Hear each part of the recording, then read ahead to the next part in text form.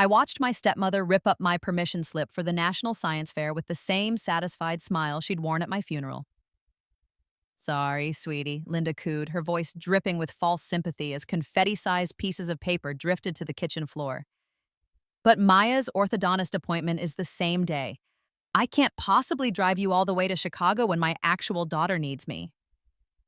My half-sister Maya smirked from behind her phone, not even bothering to look up. She was 17, 2 years older than me, and had perfected the art of pretending I didn't exist unless she needed something to break.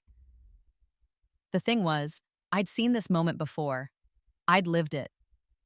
6 months ago, in another life, I'd stood in this exact spot and begged. I'd cried and pleaded and promised to take the bus, to find my own way, anything. And Linda had still said no. My father had sided with her, as always. Family comes first, Jennifer. Maya's dental health is important. So I'd stayed home while my invention, a water purification system that could filter heavy metals using genetically modified algae, gathered dust in the garage.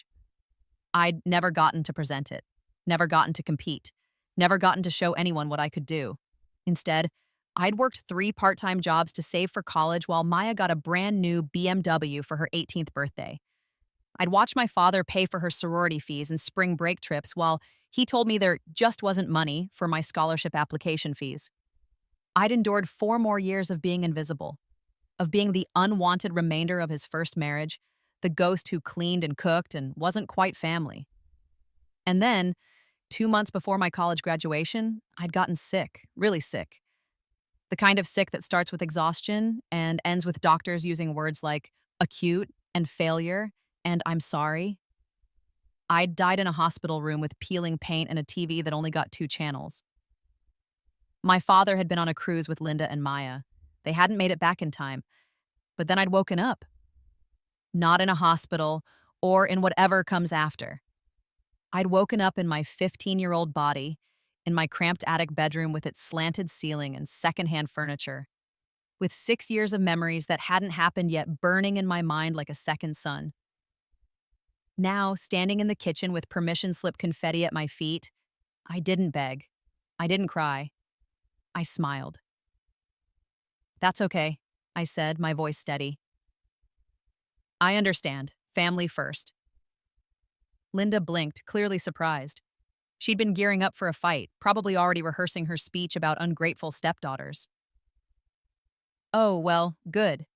I'm glad you're being mature about this. Totally mature, I agreed, bending down to scoop the paper pieces into my hand. Maya's teeth are definitely more important than some silly science fair.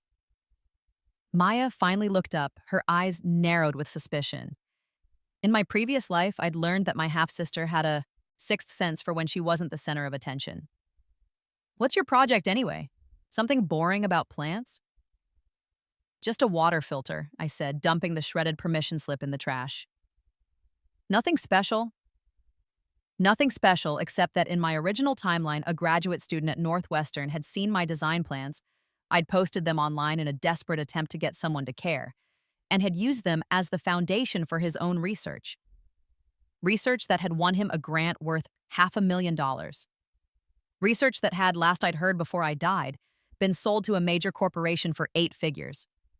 My design, my work, my algae synthesis process that I'd developed after 2 years of experiments in the garage, using equipment I'd bought with money from my waitressing job, but this time would be different.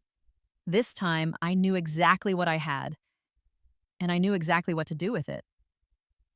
Good, Linda said, already turning back to her laptop where she was browsing vacation rentals in Cabo.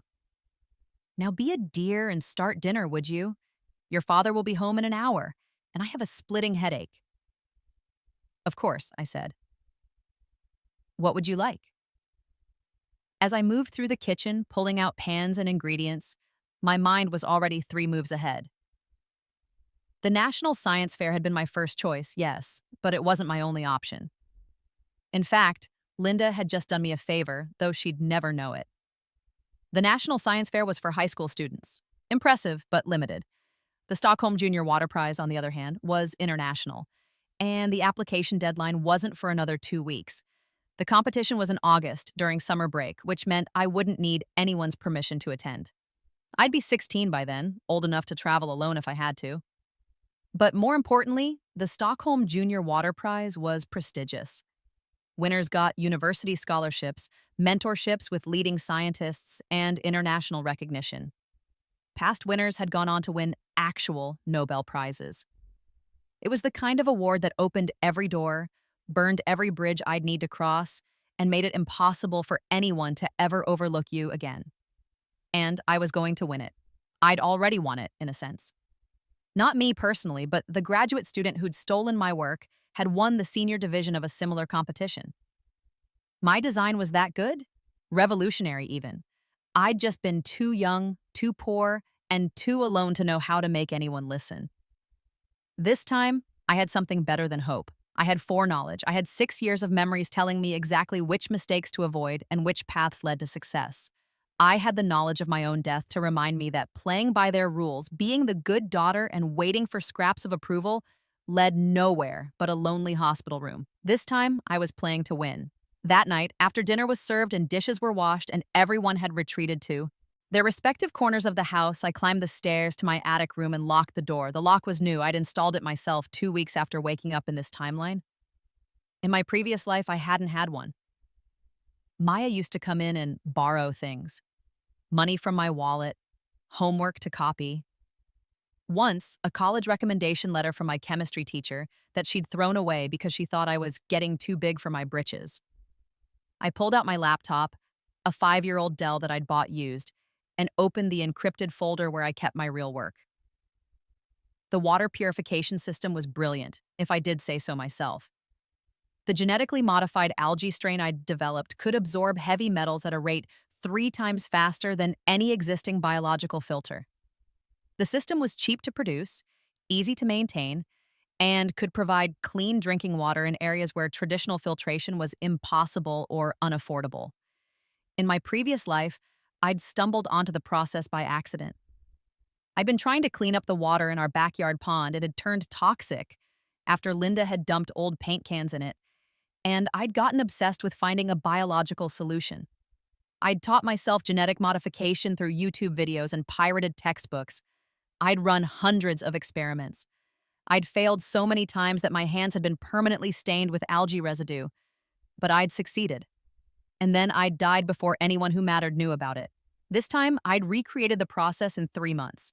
Everything I'd learned through years of trial and error, I now knew by heart. I'd also made improvements, small tweaks to the genetic markers that made the algae even more efficient. I'd documented everything meticulously with the lab notes and data tables and photographs that would make it impossible for anyone to claim I hadn't done the work myself. I opened the Stockholm Junior Water Prize website and began filling out the application. The essay questions were tough. They wanted to know about my inspiration, my process, my vision for how this technology could change the world. They wanted passion and precision in equal measure. I wrote about growing up in a house where I didn't matter, where my voice was dismissed and my dreams were considered inconvenient. I wrote about watching my stepmother dump poison in our pond and deciding that some things were worth fighting for, even if no one was fighting for me. I wrote about water as a human right and about how the developing world needed solutions that didn't require infrastructure or wealth or permission from people who didn't care. I wrote until 3 a.m. When I finally submitted the application, my hands were shaking. This was it. The first move in a game I was going to win. The response came faster than I'd expected. 2 weeks later, I received an email marked confidential and sent to the alternate email address I'd created, not my regular one that Maya liked to Betsa. Hack, informing me that I'd been selected as a finalist. There were only 10 finalists worldwide. The competition would be held in Stockholm in August, all expenses paid. If I won, I'd receive a scholarship worth $15,000, a crystal trophy, and a monetary prize of $5,000. But more than that, much more than that, I'd receive recognition, legitimacy, proof that I wasn't just the unwanted stepdaughter, the girl who cooked dinner and did dishes and disappeared into her attic room. Proof that I was someone. I printed out the acceptance letter and hid it in the false bottom of my desk drawer, underneath my emergency cache in the journal where I'd been documenting everything I remembered from my previous life. At dinner that night, Linda complained about the cost of Maya's prom dress, $800 for a designer gown that Maya absolutely needed, because Chelsea Morrison was wearing Vera Wang, and Maya couldn't be outdone. My father, as always, nodded and pulled out his credit card. He was a mid-level executive at a manufacturing company, comfortable but not wealthy. Every dollar spent on Maya was a dollar that wouldn't be spent on me, not that it mattered. I'd learned not to ask. "How was school, Jennifer?" My father asked absently, not looking up from his phone. "Fine," I said, and I got an A on my chemistry midterm. "That's nice." He didn't ask what the test was on, he never did. Maya rolled her eyes. "Nobody cares about your nerd stuff, Jen. Did you fix my laptop yet? It's still running slow." In my previous life, I'd fixed Maya's laptop 17 times. I'd removed viruses, installed updates, recovered deleted files. She'd never once said thank you. She'd usually just complained that I took too long. "I've been busy," I said. "Maybe this weekend." "You're always busy," Maya whined. "Dad, tell her she has to fix it. I need it for my college applications." My father sighed. "Jennifer, your sister needs her computer. Can you take a look at it tonight?" "Sure," I said, keeping my voice neutral. "Right after I finish the dishes." What I didn't tell them was that Maya's laptop was running slowly because she'd downloaded 17 different pirated movies, all of which came with bonus malware. What I also didn't tell them was that every time I fixed her laptop, I also installed a monitoring program. Nothing invasive. I wasn't interested in her personal life, but I could see what she typed, what she searched for, what she said in her emails and messages. Call it insurance, call it reconnaissance. In war, information was power, and I'd learned from my death that being naive was a luxury I couldn't afford. That night, while fixing Maya's laptop, I saw something interesting.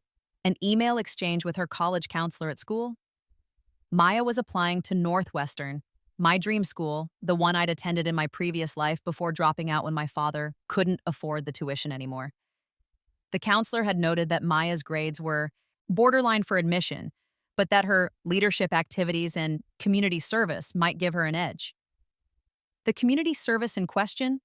Maya had listed herself as the founder and president of STEM Sisters, a tutoring program for underprivileged middle school girls interested in science and math. I almost laughed. STEM Sisters didn't exist. I'd mentioned starting something like it last year, but Linda had shut the idea down because it would require driving kids to our house, and we don't have the insurance for that. Maya was lying on her college applications, inventing accomplishments out of thin air. I took screenshots, saved them to my encrypted folder, sent copies to an email account Maya didn't know about. This was the thing about having lived before. You learned that bad people didn't always get caught. Sometimes they lied and cheated and stole their way to success while good people suffered in silence. Maya would absolutely get into Northwestern on false pretenses if no one stopped her. She'd coast through on my father's money and Linda's social connections, and she'd probably graduate with a Mrs. degree and never actually use her diploma. But not this time. This time, I'd make sure the truth came out. Just not yet. Timing was everything. May bled into June, school ended. Maya spent her days at the mall and the pool, burning through my father's money like it was her birthright.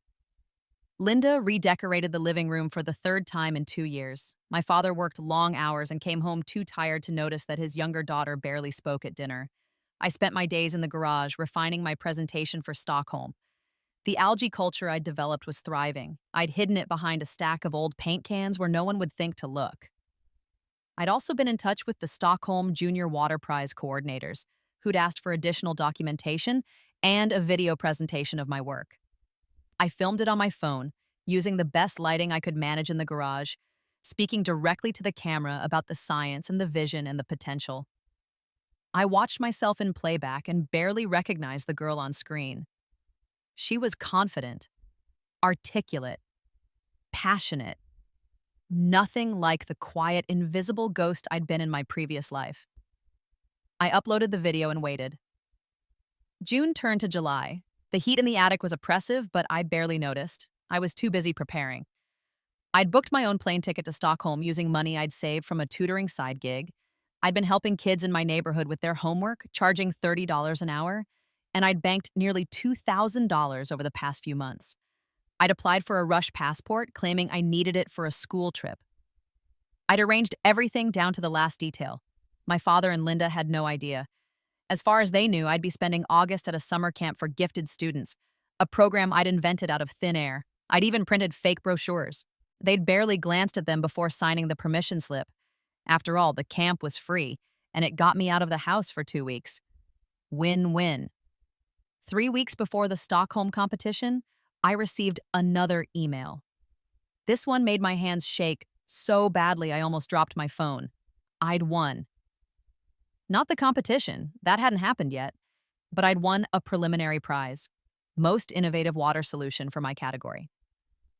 It came with a $1,000 award and a guaranteed spot in the final presentations. They wanted to feature me in a press release. They wanted a professional photo. They wanted a biography. I sat on my attic floor staring at the email and felt something I hadn't felt in either of my lives: pure, undiluted hope. This was real. This was happening. I wasn't crazy or delusional or living in a fantasy. I'd done the work, and people who mattered were recognizing it. For the first time since waking up in my teenage body, I let myself cry. Not from sadness or frustration, but from relief, from joy, from the bone-deep satisfaction of knowing that I'd been right to fight, right to plan, right to believe that I was worth more than the scraps they'd offered me. I wiped my eyes and started writing my biography.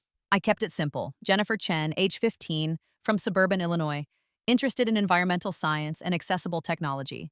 Dream of making clean water available to everyone, regardless of location or economic status. I didn't mention my family. I didn't need to. This award was mine alone. The week before Stockholm, everything started to unravel in the best possible way. It started with Maya's laptop. Again, she stormed into the kitchen where I was making lunch, her face red with fury.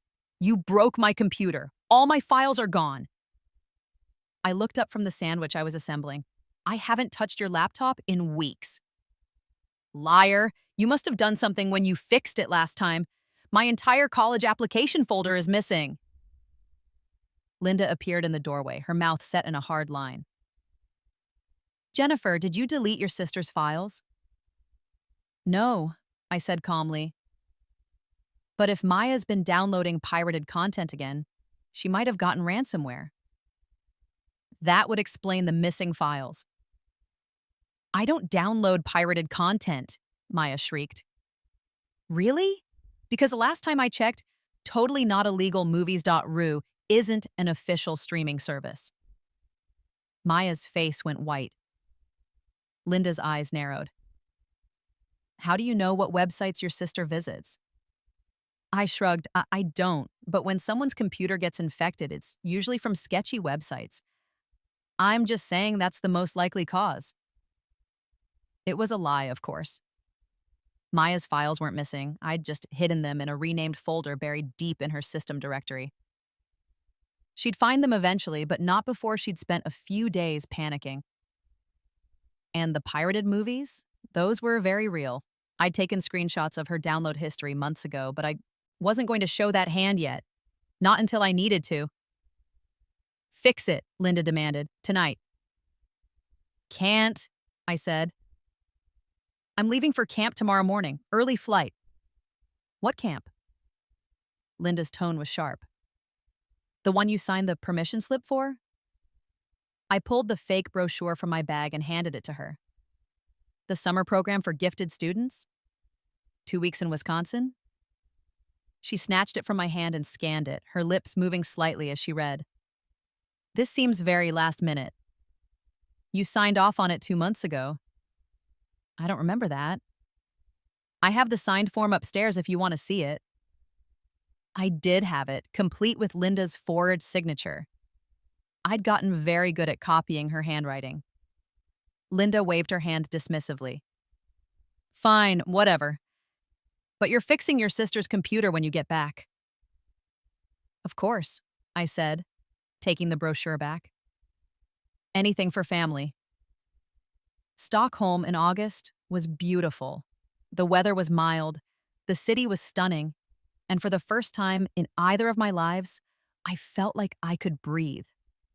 The Stockholm Junior Water Prize competition was held at a convention center near the waterfront. There were 10 of us, 5 girls, 5 boys from 8 different countries. Everyone was brilliant. Everyone had projects that could change the world, but I'd been here before, in a sense. I'd watched the graduate student who stole my work present at conferences. I'd seen what worked and what didn't. I knew how to tell a story, how to make complex science accessible, how to make judges care. My presentation was scheduled for the second day. I'd practiced it 100 times in my attic room, timing every word, anticipating every question. I wore a simple blue dress I'd bought at a thrift store and altered myself. I looked professional, confident, like someone who deserved to be there. When I took the stage, I didn't think about Linda or Maya or my father. I didn't think about the years of being invisible or the lonely hospital room where I'd died. I thought about the science, the beautiful, elegant solution I'd created to a problem that affected billions. I thought about the middle school version of me who'd stared at a poisoned pond and decided to fix it instead of accepting that some things were just broken. I talked about the algae, the genetic modifications, the filtration process, the cost effectiveness and scalability. I showed data tables and photographs and a video of the system working. I explained how this could be implemented in rural areas, in disaster zones, in any place where clean water was a luxury rather than a right. And then I told them why I'd created it. I grew up in a house where my voice didn't matter, I said, looking directly at the judges, where the people who were supposed to protect me didn't care if I succeeded or failed. And I realized that's how a lot of the world treats the problem of clean water. It's an inconvenience, it's someone else's problem, it's not a priority. But it should be. Water is life. Water is dignity. Water is the difference between a child growing up healthy and a child dying of preventable disease. And if the people in power won't prioritize it, then we have to do it ourselves. We have to create solutions that don't require their permission or their funding or their approval. This algae system doesn't need infrastructure. It doesn't need wealth. It just needs someone who cares enough to implement it. And I'm hoping that by proving it works, I can inspire others to care too. The room was silent when I finished. Then one of the judges started clapping, then another. Then the entire audience was applauding, and I stood there on stage, blinking back tears, feeling like maybe, just maybe, I'd finally done something that mattered. I won. Not just the category prize, but the grand prize. The full scholarship, the Crystal Trophy, the mentorship program with researchers at Stockholm University, the $5,000 cash award. Everything. The head judge, a Nobel laureate in chemistry, shook my hand and told me that my work was truly exceptional and that I had a brilliant career ahead of me. I smiled and thanked him and tried not to think about how in my previous life that brilliant career had died with me in a hospital room because I couldn't afford treatment and my father was on a cruise. The press coverage started immediately. Local Stockholm news picked up the story. American teen solves water crisis with algae. Then international science blogs, then major news outlets. By the time I boarded my flight back to the United States, there were interview requests from NPR, the BBC, and National Geographic. I answered every single one. I was gracious and humble and made sure to emphasize that the work had been entirely my own, done in my garage with limited resources. I was the Cinderella story everyone loved, the overlooked teenager who'd changed the world from her attic bedroom. I didn't mention my family once. When interviewers asked about my support system, I talked about my chemistry teacher at school, who'd let me use the lab after hours. I talked about the YouTube channels and open-source textbooks that had taught me genetic modification. I talked about the belief that if you worked hard enough, you could overcome any obstacle. I didn't lie. I just left out the parts about Linda ripping up permission slips and Maya stealing my homework and my father treating me like an afterthought. But the internet is forever, and people are very good at filling in blanks. I landed at O'Hare Airport on a Wednesday afternoon in late August. I'd been gone for 2 weeks, 1 week for the competition, 1 week for follow-up interviews, and a brief tour of Stockholm University, where I'd been offered early admission with a full scholarship.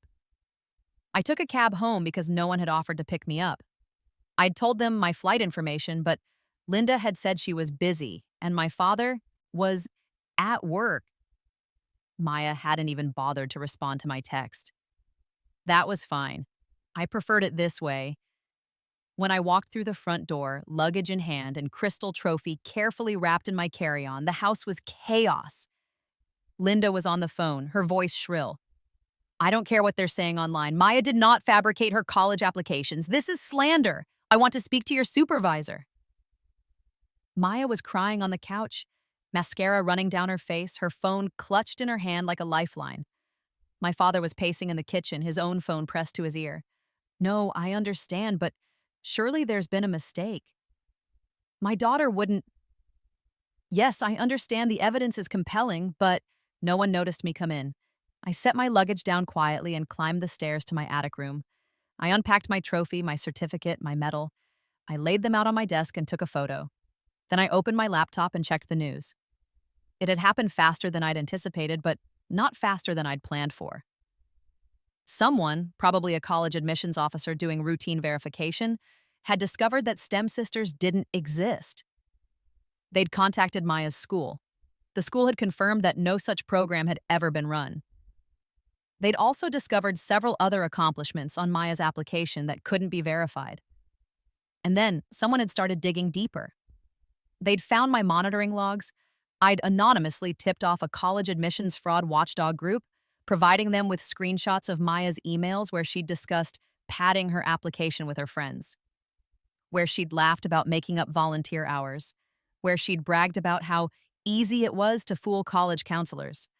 The story had broken 3 days ago while I was still in Stockholm. It had spread like wildfire. Wealthy teen fabricates college application, while stepsister wins International Science Prize, was a headline custom-made for social media outrage. Someone had put together our timelines, had pointed out that I'd been winning international awards while Maya had been committing application fraud, had noted that our parents had paid for Maya's BMW and prom dress while I'd been funding my own research with tutoring money. The narrative wrote itself. Spoiled rich girl tries to cheat her way into college while brilliant stepsister overcomes adversity and changes the world. It wasn't entirely accurate. I wasn't poor, just neglected, and Maya wasn't entirely spoiled, just enabled. But it was close enough to the truth that I didn't feel bad about letting it spread. Maya's college prospects were over.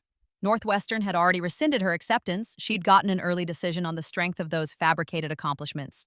Other schools were following suit. Her name was attached to articles about admissions fraud. Her social media was flooded with comments calling her a liar and a cheater. Linda's Mesa. Phone call ended badly. I could hear her shrieking from the kitchen. My father's call didn't sound much better. I sat in my attic room, surrounded by proof of my achievements, and felt nothing but cold satisfaction. This was justice. Not revenge. Justice. Maya had lied and cheated, and now she was facing consequences. Linda had enabled her, and now she was dealing with the fallout. My father had chosen favorites, and now he was learning what that cost. I hadn't fabricated evidence. I hadn't lied. I'd simply made sure the truth came to light at exactly the right moment. Dinner that night was excruciating. For them, anyway. I found it fascinating. Linda was red-eyed from crying. Maya wouldn't look at anyone. My father looked like he'd aged 10 years in 2 weeks. "Welcome home," he said finally, his voice hoarse. "I see you're back from camp." "I am," I said pleasantly, serving myself some pasta. "Did you see the news?" There was a long silence. "We saw," Linda said, her voice tight. "Congratulations on your little science prize." "Thank you," I said. "It's actually a pretty big deal. Stockholm University offered me early admission with a full scholarship. I'll be starting next fall after I graduate high school." "Stockholm?" My father blinked. "Sweden?" "Yes. They have one of the best environmental science programs in the world, plus the scholarship covers room, board, and a living stipend. You won't have to pay for anything. I didn't add, unlike Maya's Northwestern tuition, which you'll never have to pay now either." "That's very far away," Linda said. "It is," I agreed. "But it's an incredible opportunity, the kind that doesn't come around twice." Except it had, in a sense. I'd died without taking opportunities like this. I'd let them convince me to stay small, to stay local, to stay grateful for whatever scraps they tossed me. Not this time. Maya finally spoke, her voice thick with tears. "This is all your fault." I looked at her calmly. "How so?" You must have told someone about my applications. You must have leaked something." "I've been in Sweden for 2 weeks, and before that I was busy with my own work." I don't know anything about your applications except what you've told me. All technically true. I'd been in Sweden when the story broke. I had been busy with my own work, and I only knew what Maya had told me and what she'd typed on the laptop I'd been monitoring. Someone hacked my computer, Maya insisted. Someone got into my emails. Maybe you should have used better passwords, I suggested. Or maybe you shouldn't have downloaded all those pirated movies. Malware can do terrible things. Jennifer, my father said, his voice warning, your sister is going through a difficult time. I understand, I said. It must be hard to face consequences for your actions. That's enough. His voice was sharp now. Maya made some mistakes, but she's still your sister. We're still a family. We support each other. I set down my fork and looked at him directly. For the first time in either of my lives, I didn't flinch from his gaze. Are we? I asked. A family? Of course we are. Because families usually support each other's achievements. They usually show up for each other. They usually care when someone does something remarkable. I paused. Did you even know I was competing in Stockholm? Did you know I won an international prize? Did you know I'm being featured in National Geographic next month? The silence was deafening. I thought that was just a summer camp, Linda said weakly. No, I said. That was a cover story because you wouldn't let me go to the National Science Fair, remember? Maya's orthodontist appointment was more important. Jennifer, it's fine, I interrupted. I went anyway, I found a way, and I won. And now I have opportunities that don't require your permission, or your support, or your attention. So let's not pretend we're a family that supports each other. Let's just be honest about what this is. And what is this? My father asked, his voice dangerous. People living in the same house, I said simply. Until I leave for Stockholm next fall. Then you won't have to worry about me at all. I stood up, taking my plate to the sink. As I washed it, I could feel them staring at me. Linda looked shocked. Maya looked betrayed. My father looked angry, but none of them looked surprised. Not really, because deep down, they'd always known this was the dynamic. They'd just never expected me to name it. The next few weeks were tense. Maya barely spoke to me. Linda oscillated between cold silence and passive-aggressive comments about ungrateful children. My father threw himself into work, avoiding the house as much as possible. Meanwhile, my life was exploding in the best possible way. The National Geographic feature came out in mid-September, just as school started. It was a 4-page spread with professional photos of me in the garage with my algae cultures, detailed explanations of my filtration system, and interviews with scientists praising my work. The article was titled, "The Future of Water: How One Teenager is Solving a Global Crisis." My chemistry teacher printed out copies and posted them in the science wing. Suddenly, everyone at school knew who I was. The invisible girl who'd been overlooked for years was now the genius who'd won an international prize. Universities started reaching out. MIT, Stanford, Cambridge. They all wanted to offer me early admission, scholarships, research opportunities. My inbox was flooded with opportunities. I turned them all down. Stockholm University was my choice. It was far enough away that I'd never have to come back. It was prestigious enough that doors would open, and it was the place where I'd first felt like I mattered. But the best part, the most satisfying part, came in October. I was at school when I got the call, a number I didn't recognize, but a California area code. Hello? Is this Jennifer Chen? A professional voice, female, confident. Yes, this is she.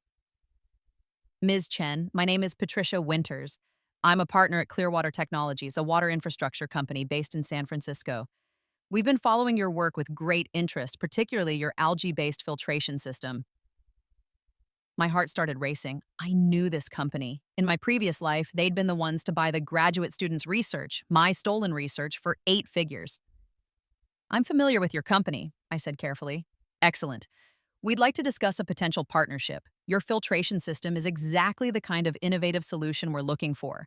We believe it has significant commercial applications, and we'd like to license the technology from you. License it? Yes. We'd provide funding for further development, handle the manufacturing and distribution, and pay you a licensing fee plus royalties on all sales. Depending on the terms, we're looking at an initial payment in the range of $500,000, with royalties that could amount to several million over time. I sat down heavily in the school hallway, my legs suddenly weak. Several million? Potentially, yes. Your work is exceptional, Ms. Chen. This isn't charity. This is us recognizing a revolutionary technology when we see it. We'd like to fly you and your family out to San Francisco to discuss terms. Would that be possible? I thought about Linda and my father and Maya. I thought about bringing them to this meeting, watching them realize exactly how much my silly science project was worth. Then I thought about how in my previous life, they'd let me die alone while they were on vacation. My family isn't involved in my work, I said, but I'd be happy to come to San Francisco. However, I'm only 16. I'll need legal representation before I sign anything. Of course. We can recommend several attorneys who specialize in intellectual property if you don't have one already. That would be helpful, thank you. One more thing, Ms. Chen. Is this technology protected by any patents? I smiled. Yes, I filed for provisional patents in 6 countries back in June. The applications are still pending, but the documentation is thorough. I'd learned that lesson from watching the graduate student. He'd patented my work before I even knew it was valuable. This time, I'd protected my invention first. Excellent. You're clearly very savvy for your age. I think we're going to have a very productive relationship. When I hung up, I sat in the hallway for a long moment, just breathing. $500,000? Potentially millions more. I was 16 years old, and I'd just secured my future. Not just college, my entire life. I'd never have to depend on anyone ever again. I'd never have to beg for permission slips or groceries or tuition money. I'd never have to watch someone else take credit for my work. I'd won. I told them at dinner that night. I waited until everyone was sitting down, until Linda had finished complaining about her book club, and Maya had finished scrolling through her phone, and my father had settled into his usual exhausted silence. I got a call today, I said casually, from Clearwater Technologies. My father looked up. Who? They're a water infrastructure company, one of the biggest in North America. They want to license my filtration system. Linda snorted. License? What does that mean? It means they want to pay me for the rights to manufacture and distribute my technology. They're offering $500,000 upfront, plus royalties. The silence was absolute. That's $500,000, my father said slowly. Yes, plus potentially several million more depending on how well it sells. That's not possible, Linda said flatly. You're 16. You can't sign contracts. I can with legal representation. Clearwater is helping me find an attorney. The contract should be finalized within a few months. Maya's face had gone pale. That's not fair. You're just a kid. You shouldn't have more money than... She stopped, but we all knew what she was going to say. More money than her. More money than the favored daughter who'd gotten everything and thrown it away by cheating. Life isn't fair, I said calmly but in this case, it's just... I did the work. I created something valuable. I'm being compensated for it. Jennifer, my father said, his voice careful, that's a lot of money for someone your age. Maybe we should manage it for you. Keep it in a trust or something until you're older. I almost laughed. Absolutely not. I'm your father. I'm trying to help. Help? I interrupted. Like you helped me get to the National Science Fair? Like you helped me pay for college? Like you helped me when I was working 3 jobs just to save money while Maya got a BMW? That's different. It's not different. It's exactly the same. You've made it very clear over the years where your priorities lie. and that's fine.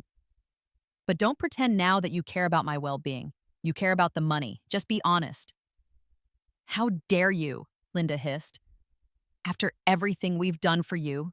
What? I asked. What have you done for me? You've given me a room. You've fed me. Those are legal obligations. But you've never supported me. You've never believed in me. You've never treated me like I was part of this family. You ungrateful little... I'm not ungrateful, I'm realistic. And I'm done pretending. I stood up. The money is mine. The technology is mine. The future is mine. You don't get to be involved just because it's convenient now. I left the kitchen and went upstairs. Behind me, I could hear Linda ranting, my father trying to calm her down, Maya crying again. I didn't care. I locked myself in my attic room and opened my laptop. I had emails to answer, contracts to review, a future to plan for the Sarit. First time in 2 lifetimes, I was in control. The next few months were a blur of legal meetings, contract negotiations, and media appearances. Clearwater Technologies was professional and patient, working with my attorney to ensure the contract protected my interests. The final agreement gave me $500,000 upfront, 7% royalties on all sales, and guaranteed creative control over any modifications to the technology. I put most of the money in a trust that I'd control when I turned 18. I used some of it to pay for my attorney fees, to fund my move to Stockholm, and to set up a small scholarship fund for underprivileged students interested in environmental science. I didn't give any of it to my family. Linda tried. She came to my room one night in November, her face carefully composed into an expression of maternal concern. Jennifer, honey, I know we've had our differences, she started. I didn't look up from my laptop. What do you want, Linda? I wanted to apologize. I haven't been as supportive as I should have been. You're a remarkable young woman, and I'm proud of you. No, you're not. I am. And I was thinking, with all this money you're getting, maybe you could help Maya out. Her college prospects are still limited because of that misunderstanding. It wasn't a misunderstanding. She committed fraud. She made a mistake. She's learned her lesson, but she needs a chance. If you could help pay for a smaller school or fund some community college, no. Linda's expression hardened. You'd let your own sister's future be ruined? Maya ruined her own future. That's not my responsibility. Family is supposed to help each other. Then why didn't you help me? I finally looked at her.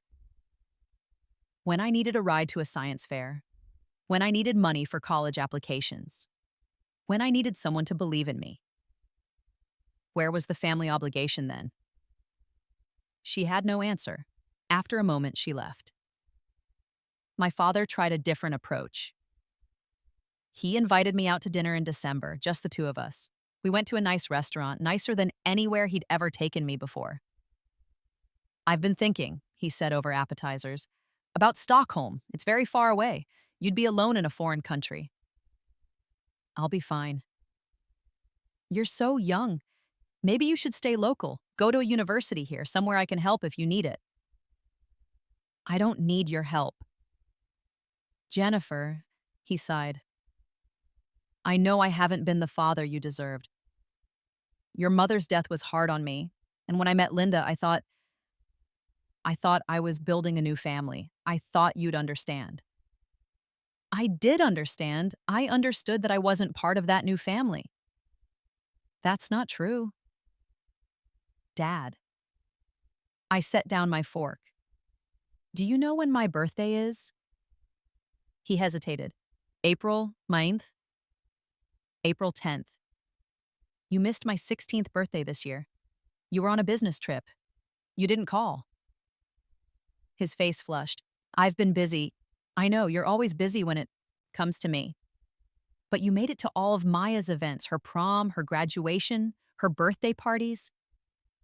You were there for her. She's younger. She needs more attention. She's 2 years older than me, Dad. And I needed attention too. I just learned to stop asking for it. We finished dinner in silence. He paid the check and drove me home. At the door, he tried to hug me. I let him, but I didn't hug back.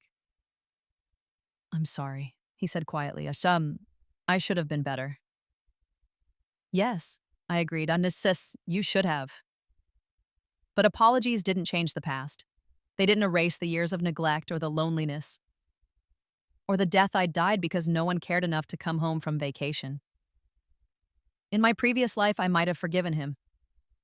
I might have accepted the apology and tried to rebuild a relationship.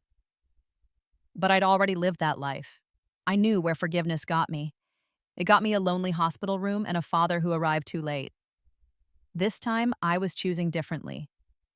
I graduated high school in May, 3 months before my 17th birthday. I was valedictorian. Not surprising, given that I'd been laser-focused on academics while everyone else was dealing with the usual teenage drama. My speech was about second chances, about how failure wasn't the end, but a chance to learn and grow, about how the most important thing wasn't where you started, but where you decided to go. I saw Linda and my father in the audience. Maya wasn't there. She'd moved out after graduating and was now working retail while trying to figure out her next steps. The few colleges that had accepted her after the fraud scandal were schools she'd considered beneath her. Pride was expensive. After the ceremony, my father approached me with a wrapped gift. "Congratulations," he said. "You earned this." Inside was a silver bracelet. Expensive, tasteful, completely generic. The kind of thing you bought for someone when you didn't know them well enough to choose something meaningful. "Thank you," I said politely. "So," he said, awkward. "Stockholm, you're really going?" "I am. I fly out in August." "If you need anything, I won't, but thank you." There was so much he wasn't saying. Apologies he couldn't voice. Regrets he couldn't articulate. I could see it in his face, the realization that he'd lost something he'd never valued until it was gone. I didn't feel sorry for him. Linda didn't approach me at all. She stayed in the car, sunglasses on, waiting for my father to finish his awkward goodbye. I walked away from them and joined my chemistry teacher, Mr. Rodriguez, who'd been more of a parent to me in 2 years than they'd been in my entire life. "Proud of you, kid," he said, clapping me on the shoulder. "Thanks to you," I said, "for letting me use the lab, for believing in me. You did the work. I just opened some doors." Sometimes that's all someone needs. Stockholm in August was just as beautiful as I remembered. The university was stunning, old. Buildings mixed with modern labs surrounded by water and greenery. My dorm room was small but mine. No attic, no slanted ceiling, no listening to Maya complain through thin walls. I unpacked my things, clothes, books, laptop, and the crystal trophy from the Stockholm Junior Water Prize. I set it on my desk where I could see it every day, a reminder of what I'd achieved and what I'd overcome. My phone buzzed. A message from an unknown number. "Jennifer, it's your father. Just wanted to make sure you arrived safely. Let us know if you need anything." I stared at the message for a long moment. Then I typed back, "Arrived safely, thank you." Short, polite, distant. The relationship we'd have from now on. I didn't block his number, but I didn't save it either. My roommate arrived an hour later, a Danish girl named Sophia studying marine biology. We bonded immediately over our shared love of aquatic ecosystems and the terrible reality TV shows. "So, what made you choose Stockholm?" she asked as we decorated our shared space.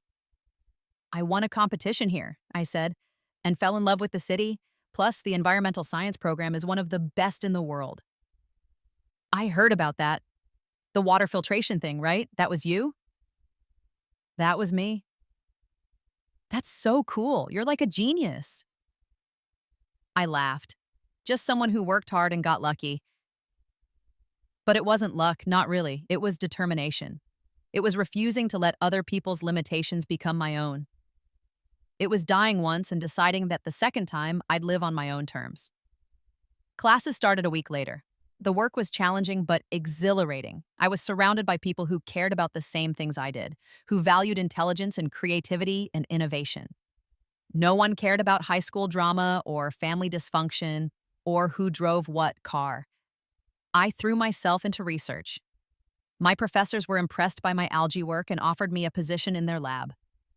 By October, I was co-authoring papers with graduate students. By December, I'd been invited to present at a conference in Berlin. The royalties from Clearwater Technologies started coming in November. The first check was for $47,000, my 7% share of the third quarter sales. The technology was being implemented in disaster relief areas and rural communities across 3 continents. My filtration system was providing clean water to thousands of people. I donated a portion to charity and invested the rest. I was building a future where I'd never have to depend on anyone ever again. My father called occasionally. Stiff, awkward conversations where he'd ask about school and I'd give polite, minimal answers. Linda never called. Maya sent me a message once asking if I could loan her money for rent. I didn't respond. I didn't hate them. I just didn't care anymore. They were people I used to live with, nothing more. I came back to the States for winter break, but I didn't go home. Instead, I rented an apartment in San Francisco for 2 weeks and met with Clearwater Technologies to discuss expansion plans for my filtration system.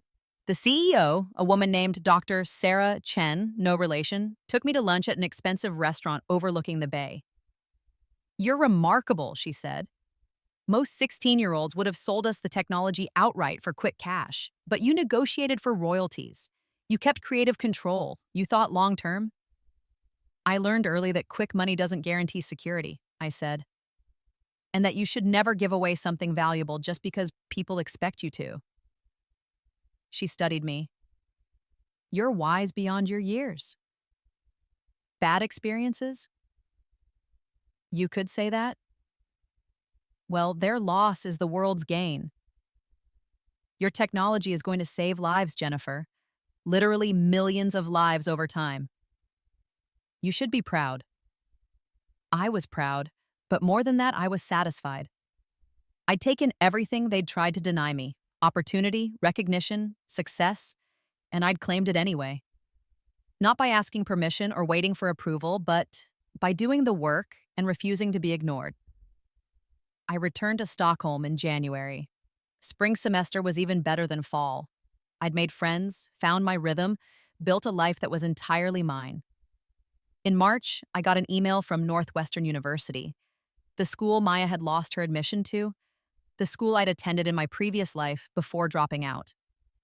They wanted to offer me a transfer spot with full scholarship if I ever wanted to return to the States. They'd read my work. They were impressed. I wrote back thanking them but declining. Stockholm was my home now. That same week, I got a different email. This one from a hospital in Illinois. My father had listed me as his emergency contact. He'd had a heart attack. Mild but serious enough that they'd wanted to notify family. I stared at the email for a long time. In my previous life, this was how it had started for me. A health scare that became a health crisis that became a death sentence, all while my family was unavailable. I called the hospital, spoke to his doctor, confirmed he was stable and would recover, asked if Linda was there. Yes, his wife is with him, and his daughter. Maya, of course.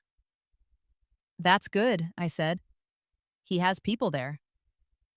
Are you planning to visit? I thought about the hospital room where I'd died, about the way my father had been on a cruise when I needed him, about the years of choosing Maya over me, Linda over me, his own convenience over me. No, I said. But please tell him I hope he recovers well. I hung up and went back to my research. My father recovered. He called me a month later, his voice weak but grateful. Thank you for checking on me, he said. I'm glad you're okay. Jennifer. When I was in that hospital, I had time to think. About my life. About my choices. About you. I waited. I wasn't a good father to you. I chose wrong over and over. And I'm sorry. I know it's too late, but I'm sorry. Thank you for saying that, I said. And I meant it, not because I forgave him, but because I appreciated the honesty. Is there any chance, could we try again? Could I visit you in Stockholm? Get to know the person you've become? I thought about it, about whether I wanted him in my life. about whether the man who'd failed me deserved another chance. Maybe, I said finally, but not yet. I'm not ready. I understand. Whenever you're ready. If you're ever ready. We said goodbye. I didn't know if I'd ever let him back in. Maybe someday. Maybe never. But the choice was mine now, and that was what mattered. Summer came. I turned 17. Sophia and I rented a small apartment near campus instead of returning to the dorms. I continued my research. The royalty checks kept coming, larger each quarter as my filtration system expanded into new markets. By my 18th birthday the following April, I was financially independent. The trust fund I'd set up would mature, and I'd have full control of over $1 million between the Clearwater contract and the accumulated royalties. I was invited to speak at conferences, to lecture at universities, to consult for environmental nonprofits. My name was becoming known in scientific circles, not as someone's daughter or someone's stepsister, but as Jennifer Chen, environmental scientist, inventor, changemaker. On my 18th birthday, I treated myself to dinner at a nice restaurant. Just me, celebrating myself in a city I loved, living a life I'd built from nothing. My phone buzzed. A message from an unknown number. Happy birthday, Jennifer. We're proud of you, even if we don't deserve to be. Dad. I stared at it for a moment, then I typed back. Thank you. Short, polite, honest. Maybe someday I'd let him be part of my life again. Maybe not, but for now this was enough. Acknowledgement without obligation, recognition without reconciliation. I deleted the message and ordered dessert. I graduated from Stockholm University at 20 with a bachelor's degree in environmental science and 3 published papers to my name. I was immediately accepted into their PhD program with full funding. I was 22 when Clearwater Technologies offered me a position on their board of directors, the youngest person ever to hold the role. I was 24 when my filtration system won the Nobel Prize in Chemistry, not for me directly, but for the team at Clearwater who'd expanded on my work to develop even more efficient systems. They thanked me in their acceptance speech. My name was in the Nobel records forever. I was 25 when I bought my first house, a beautiful apartment overlooking Stockholm Harbor. I decorated it exactly how I wanted. No one told me what colors to use or which furniture to buy. I was 27 when Linda sent me a Facebook friend request. I declined it. I was 29 when Maya reached out via email. She'd gotten her life together, she said. She was engaged, working as a physical therapist, finally happy. She wanted to apologize for how she'd treated me. I read the email 3 times. Then I wrote back, I'm glad you're happy. I wish you well. I didn't offer forgiveness. I didn't offer a relationship. But I didn't offer cruelty either. Just simple, honest acknowledgement. We never spoke again, and I was okay with that. I was 32 when my father died. Cancer, quick and brutal. Linda called to tell me. I flew back to Illinois for the funeral. It was a small service.